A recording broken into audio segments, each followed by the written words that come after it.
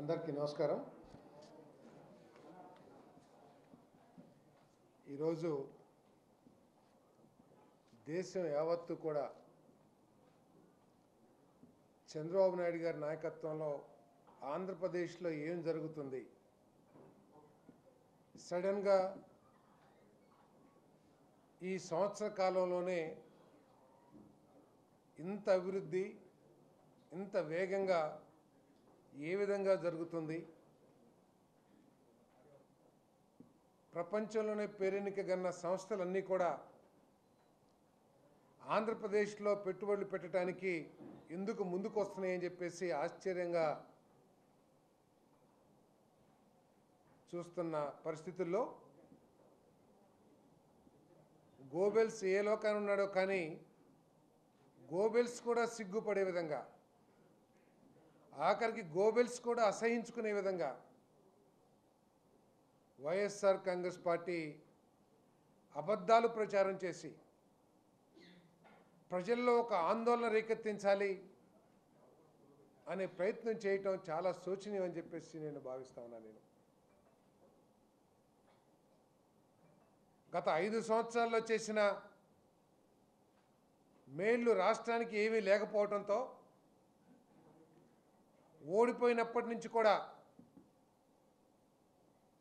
ప్రజల్లో అభద్రతాభావాన్ని పెంపొందించి కానివ్వండి, వర్గ వైషమ్యాలు రెచ్చగొట్టి కానివ్వండి, గంజాయి సేవించే వాళ్ళని ఎంకరేజ్ చేయడం ద్వారా కానివ్వండి, ప్రజల్ని భయభ్రాంతులు చేయటం ద్వారా కానివ్వండి, రాజకీయ లబ్ధి పొందాలని చెప్పేసి వైఎస్ఆర్ కాంగ్రెస్ పార్టీ చూస్తూ ఉందని చెప్పేసి మనం చేస్తా ఉన్నాను. 5 సంవత్సరాలు ప్రజల్ని ఎంత భయభ్రాంతులకి గురి చేసినా కూడా, సామాన్య ప్రజానికాన్ని పోలీస్ కేసులతో వేధించినా కూడా సమయానికి ప్రజలు ఏ విధంగా బుద్ధి చెబుతారో గత ఎన్నికల్లో చూసాం. కానీ వైఎస్ఆర్సీపీకి జ్ఞానోదయం అయినట్టు కనపడతలేదని చెప్పేసి మనం చేస్తా ఉన్నాను. గత 5 సంవత్సరాల్లో వైఎస్ఆర్ కాంగ్రెస్ పార్టీ చేసిన మద్యం కుంభకోణంలో వాస్తవాలన్నీ కూడా ఒకటొకటిగా సాక్ష్యాధారాలతో సహా బయటపడతా ఉంటే, ఆ వాస్తవాల నుంచి ప్రజల దృష్టి మరల్చడానికి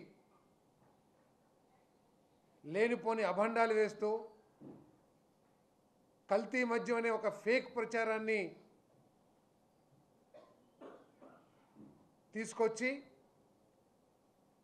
ప్రభుత్వం మీద బురద జల్లటానికి ప్రయత్నం చేస్తున్నారని చెప్పేసి మనం చేస్తా ఉన్నాను. గత 5 సంవత్సరాల్లో ఎటువంటి మద్యం సరఫరా చేశారో ప్రజలందరూ కూడా చూశారు. ఎన్ని వేల మంది అనారోగ్యం పాలయ్యి వారు సరఫరా చేసిన మద్యం తాగి ఏ విధంగా అనారోగ్యం పాలయ్యారో మనందరూ కూడా చూసాం.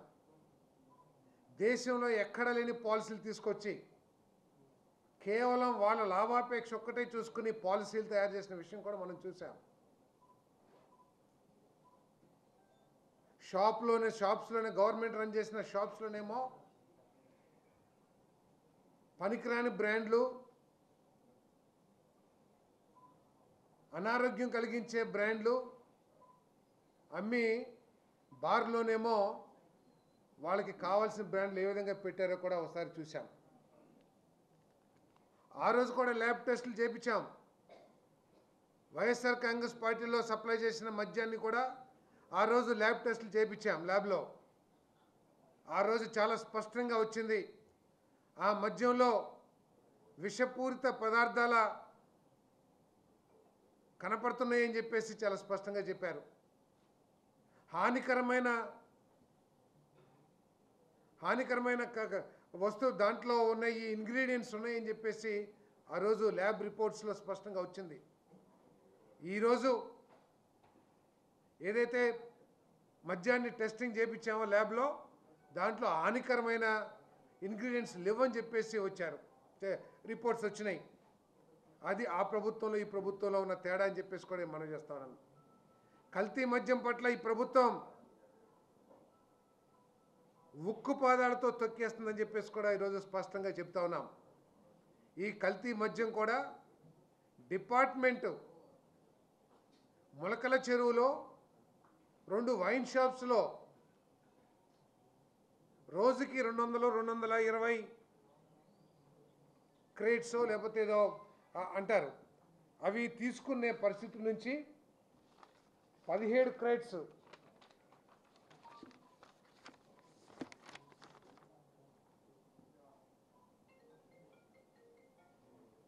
కేసులు 207 215 220 కేసులు వాడే 2 wine shops, rock star wines, Andhra wines, సడన్గా కేవలం 20-15 కేసులు మాత్రమే తీసుకుంటా ఉంటే ఏం జరుగుతుందని చెప్పేసి డిపార్ట్మెంట్ ఎంక్వైరీ చేసి ఎన్ఫోర్స్మెంట్ డిపార్ట్మెంట్ యాక్టివ్ అయ్యి అక్కడ రైడ్స్ చేయటం ద్వారా ఈ కల్తీ లిక్కర్ని పట్టుకున్నది ఈ ప్రభుత్వం అని చెప్పేసి కూడా ఈ సందర్భంగా తెలియజేస్తా ఉన్నాను. ఈ కల్తీ మద్యంలో ముఖ్య పాత్రధారి జనార్దన్ రావు ఏదైతే చెప్పాడో, మేము 2 సంవత్సరాల నుంచి చేస్తున్నాము, గత ప్రభుత్వంలో కూడా కొంతమంది వైసీపీ నాయకుల ప్రోద్బలంతో ఏప్రిల్లో మేము ప్రారంభించామని ఏదైతే చెప్పాడో దానికి కోరిలేట్గా ఏప్రిల్లోనే ఆ మొలకల చెరువులో ఒక ల్యాండ్ను లీజ్ అగ్రిమెంట్ ద్వారా తీసుకుని జూన్ జూలైలో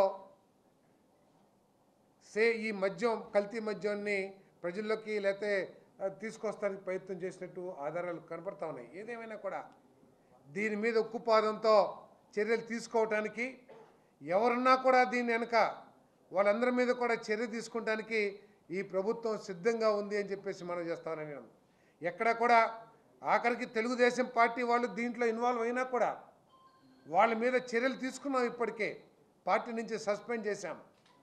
మీలాగా తప్పులు చేసినా బూతులు మాట్లాడినా వెనకాల నుంచి భేష్ అని చెప్పేసి ప్రోత్సాహాన్ని మేము ఈ పార్టీ నాయకత్వం కానీ పార్టీ కానీ అందించలేదని చెప్పేసి మనం చేస్తున్నాను.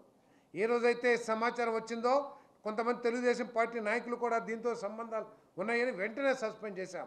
సస్పెండ్ చేయటమే కాకుండా ఉన్నత అధికారులతో ఒక సిట్ ఏర్పాటు చేసి దీని వెనకాల ఎవరెవరున్నారో మరి బయటికి తీయటానికి ప్రయత్నం చేస్తామని చెప్పేసి కూడా తప్పకుండా వెలికి తీస్తాం.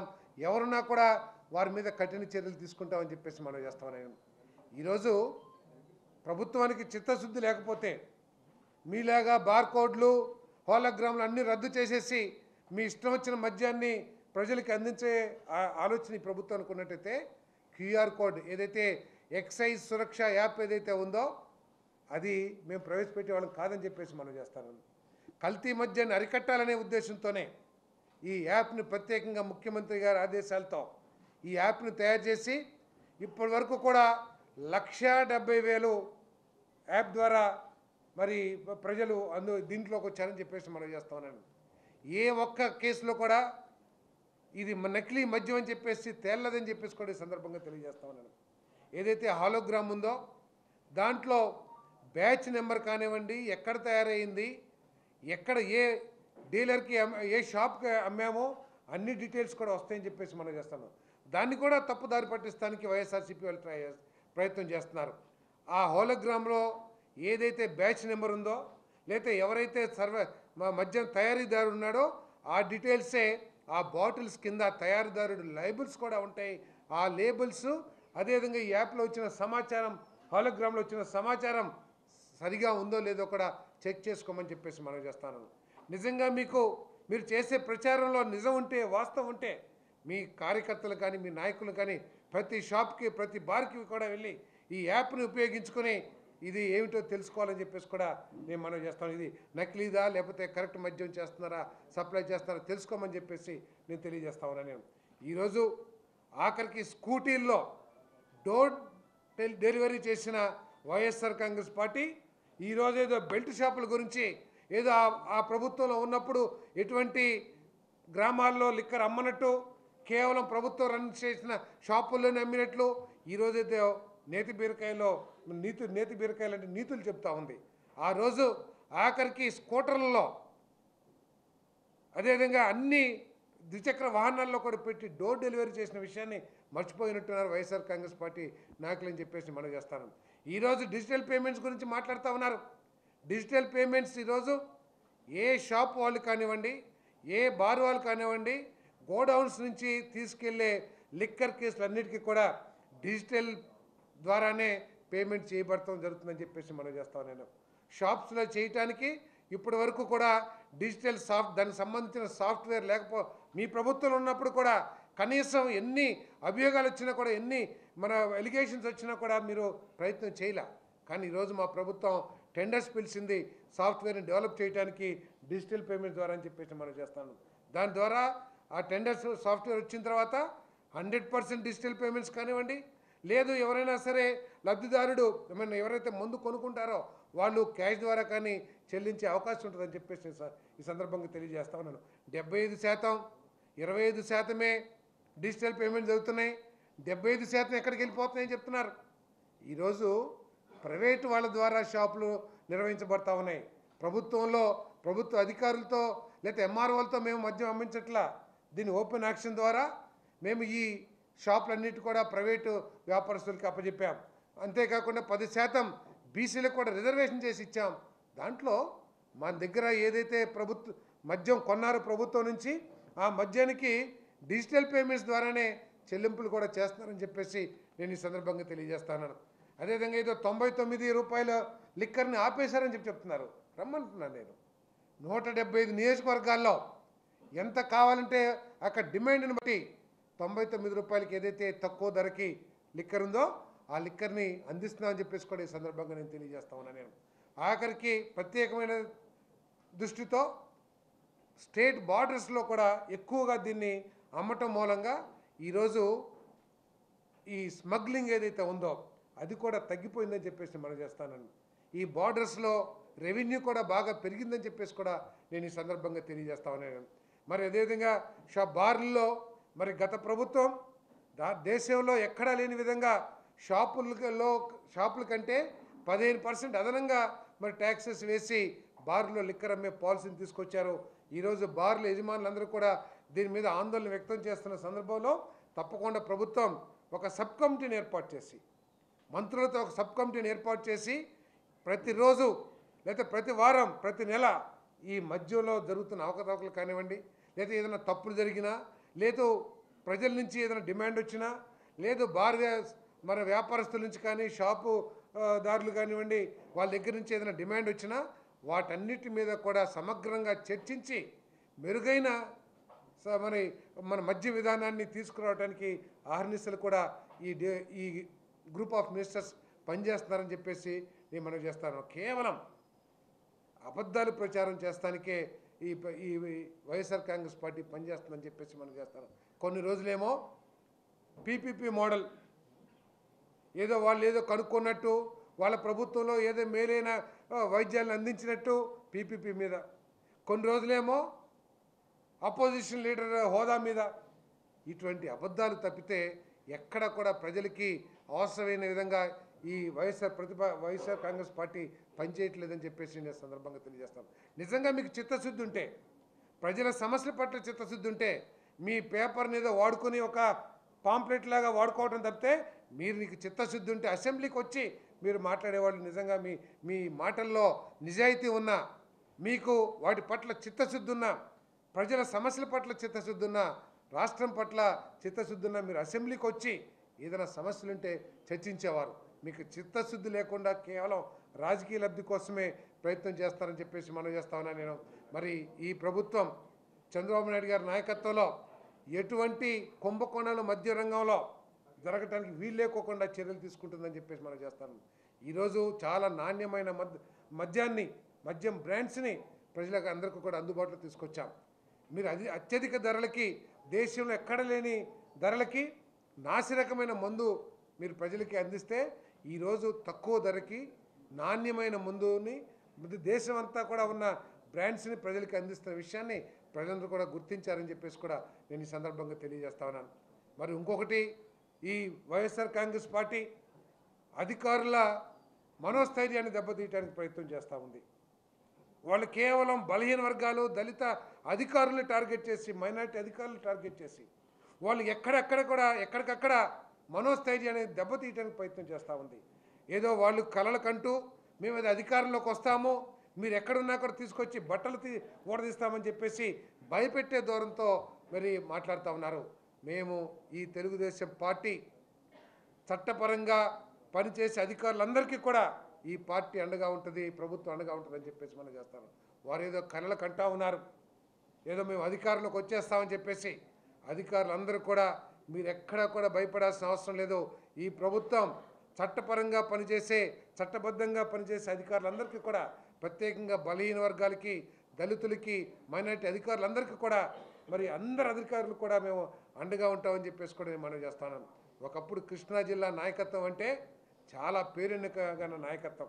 గొట్టిబాటి బ్రహ్మయ్య గారు కానివ్వండి, కాకాని వెంకటరత్నం గారు కానివ్వండి, మల్లకృష్ణ గారు కానివ్వండి, మరి ఎన్టీఆర్ గారు కానివ్వండి, ఇంకా అనేక మంది, సుందరయ్య గారు కానివ్వండి, మరి బాపనయ్య గారు కానివ్వండి, ఇటువంటి ఉన్నత విలువలు కలిగిన రాజకీయ నాయకులు చూసిన జిల్లా ఈరోజు వైఎస్ఆర్ కాంగ్రెస్ పార్టీ కృష్ణా జిల్లాలో చేస్తున్న మాటలు కానివ్వండి, వాళ్ళు చేస్తున్న చేష్టలు కానీ చూస్తూ ఉంటే కృష్ణా జిల్లా వాసులందరూ కూడా తలదించుకుంటున్నారని చెప్పేసి కూడా నేను ఈ సందర్భంగా నేను మనవి చేస్తా ఉన్నాను. ఒకప్పుడు ఆంధ్రప్రదేశ్ రాజకీయాల్ని ప్రభావితం చేసిన రాజకీయాలు ఈ కృష్ణా జిల్లా సెంటర్గా ఉండేదని చెప్పేసి కూడా నేను మనవి చేస్తా ఉన్నాను, తెలియజేస్తా ఉన్నాను. మరి ఈరోజు కృష్ణా జిల్లా రాజకీయ నాయకులు అంటేనే రాష్ట్రం అంతా కూడా అసహించుకునే పరిస్థితికి వైఎస్ఆర్సీపీలో ఉన్న నాయకులు ప్రవర్తించడం చాలా శోచనీయం అని చెప్పేసి కూడా నేను ఈ సందర్భంగా తెలియజేస్తా ఉన్నాను.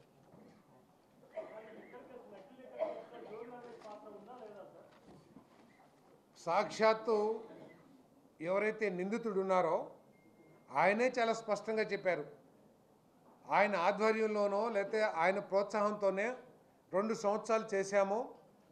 అదేవిధంగా తెలుగుదేశం పార్టీ వచ్చిన తర్వాత కూడా ఈ వ్యాపారాన్ని చేయమని ప్రోత్సహించారు. మరి ఆయనే కావాలని చెప్పేసి తెలుగుదేశం పార్టీ ప్రభుత్వం మీద బురదల్లటానికి ప్రయత్నం చేస్తున్నాడని చెప్పేసి కూడా ఆయన స్పష్టంగా చెప్పారు. ఎవరెవరున్నారు అనే విషయాల్ని చాలా ఎటువంటి ఇది లేకుండా డిస్కషన్ లేకుండా ఎవరున్నా సరే వాళ్ళందరూ కూడా బయటపెట్టే చర్యలు ఈ ప్రభుత్వం తీసుకుంటుందని చెప్పేసి కూడా తెలియజేస్తాను.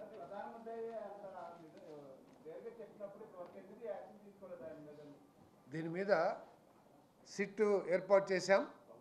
తప్పకోకుండా సిట్లో త్వరలో రిపోర్ట్ ఇస్తారు. సిట్ రిపోర్టుకు ఆధారంగా ఎవరున్నా సరే వారి మీద కఠినమైన చర్యలు చట్టపరంగా తీసుకుంటామని చెప్పేసి కూడా తెలియజేస్తాం.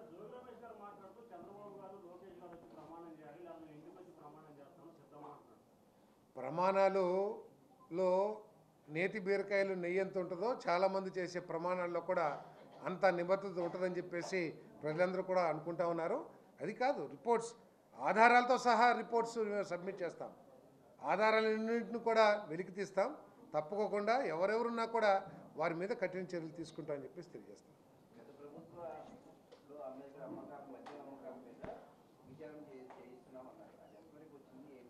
అది ఇప్పటికే మనందరం కూడా చూస్తూ ఉన్నాం.